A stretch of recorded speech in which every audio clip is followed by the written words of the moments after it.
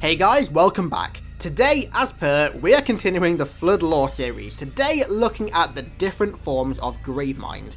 Now, if you want to read any deeper into the history of the Gravemind than what I can cover in 10 minutes, then I would suggest reading the Forerunner trilogy, which details the entire origin story of the Flood, and also their war against the Forerunners. Now, it just so happens that all three of these books are on Audible, and if you sign up for a free trial using audibletrial.com/hiddenexperia, not only do you massively help me and the channel out, you can also get one of these three books for completely free, for nada, and you can also cancel your trial at any point. Link is right at the top of the description if you want to try any of this out, but without any further ado, let's get into some juicy Flood lore. So the role of a Gravemind is to serve as a central intelligence, a governing body of local Flood forms which allows them to be more coordinated, efficient and deadly. However, Graveminds don't just appear at the beginning of an outbreak. Combat forms have to actually operate without them for a short while until they can gather enough biomass from host species, so gathering the bodies of humans and elites for example. These bodies are then combined into that big green mass that we saw in Combat Evolved, a Proto Gravemind, which allows for the unification of all the intelligence and minds of the bodies used, and provides a sort of temporary central intelligence for the Flood. The information from the minds of the host used is gathered via a form of interrogation, where the nervous system of the host unconsciously feeds information to the Gravemind, while all logical thought and reasoning within the person is suppressed by this really odd loud buzzing sound. Once the Proto Gravemind is done with the host, it just kills them. This method of unification allows for the Proto Gravemind to become sort of specialised if it needs to, for a specific task. For example, if it needed to learn the coordinates for Earth, then it would exclusively be created from human bodies and minds. It's for this reason that many prophets were used in Proto Graveminds. Their vast knowledge and information stores served as a nice basis for them, as well as giving them the required information to be able to pilot things like Covenant cruisers. Now, even though combat forms can pilot small vehicles like warhogs or ghosts, they can't just innately pilot cruisers. They need a Proto Gravemind with the sufficient knowledge to be able to do so. The reason Proto Graveminds themselves can't just pilot ships is because they're completely immobile. At least as far as we know, they're essentially just a hyper-intelligent mass of bodies and biomass, with the sole intention of improving the current outbreak's intelligence and efficiency by providing them with a central intelligence, which in turn helps them evolve through the 4 stages of the Flood and become far, far deadlier. To evolve into a full-blown Gravemind, a real significant amount of mass and intelligence must be gathered and assimilated by the Flood. Graveminds are basically just hyper-advanced, bigger and more deadly Proto-Graveminds that are made up of a shitload of combined bodies and minds.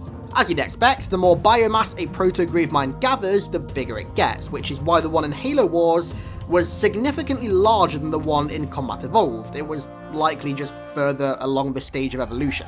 It's possible that the bigger it gets as well, the more abilities and features it gets, like the one in Halo Wars was able to jam radio signals, which hasn't been seen in one before, so it's likely that the bigger it gets, the more abilities it gets. When it reaches what is known as a critical mass and garners a central intelligence, the Proto Gravemind formally becomes a Gravemind. Now, there are only 2 Graveminds in the entirety of Halo history that we actually know a significant amount of detail about.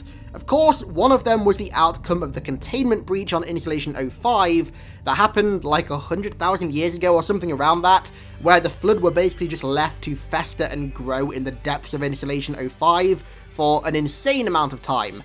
And the other Gravemind was during the Forerunner Flood War, over 100,000 years ago. So with all this in mind, let's segue into the next Gravemind form, the standard Gravemind that we all know and love. Your prophets have promised you freedom from a doomed existence, but you will find no salvation on this ring.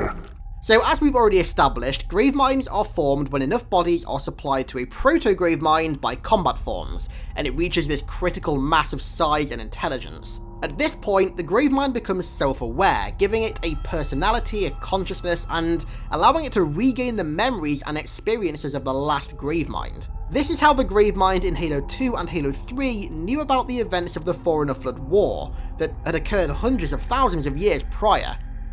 The creation of a Gravemind allows the Flood to begin the creation of pure forms as well, and it propels the Flood outbreak into the coordinated stage of evolution, in which they are far more intelligent, deadly, and, you guessed it, coordinated. Graveminds themselves are comprised of pure Flood supercells and the combined and linked neural networks of every single host that was used to create them. Using this, they command local combat forms and are also able to convey their consciousness through them, which is why in Halo 3 you can occasionally hear combat forms talking to you.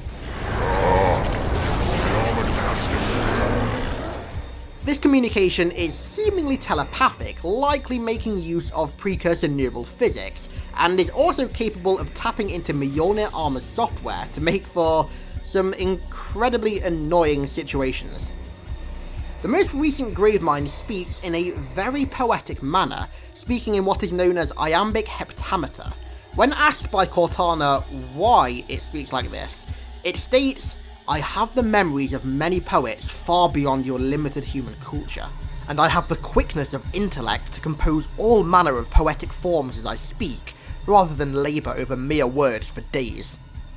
So the Gravemind is quite a sophisticated being. Of course, this hyper-intelligence has to be centralised within a body of some sort, and that body is pretty fucking crazy. A very rough estimate has put the Gravemind in Halo 2 and Halo 3 at around 84.8 meters tall, although I must emphasize again that this is rough. The Gravemind's body is a huge mass of flesh and tentacles, which, as far as we know, can reach for an unknown distance, but if we take Halo 3 as an example, it looks like the tentacles themselves can travel miles, considering they just rise up from the bottom of the Citadel like out of nowhere. This intelligence also allows it to be manipulative, even using the corpses and knowledge of beings used to create it to its advantage. For example, when it tried to use what remained of regret to try and convince the Arbiter about the true effect of the Halo rings. Possibly the most manipulative tool in its set, however, is the Logic Plague. Now, I'm sure you've heard this being tossed around on forums or on my channel quite a lot recently, so I'll give you a little breakdown as to what it is. Basically, the Logic Plague is a verbal red pill that can convert non-sentient beings like AIs to the Flood, like in the case of Mendicant Bias, and fingers fucking crossed Cortana. Please, that is the only way to save Halo 5's story. And it can also be used to instill madness into sentient beings, which is exactly what happened to the Didact, and it's why the Didact was in the Krypton.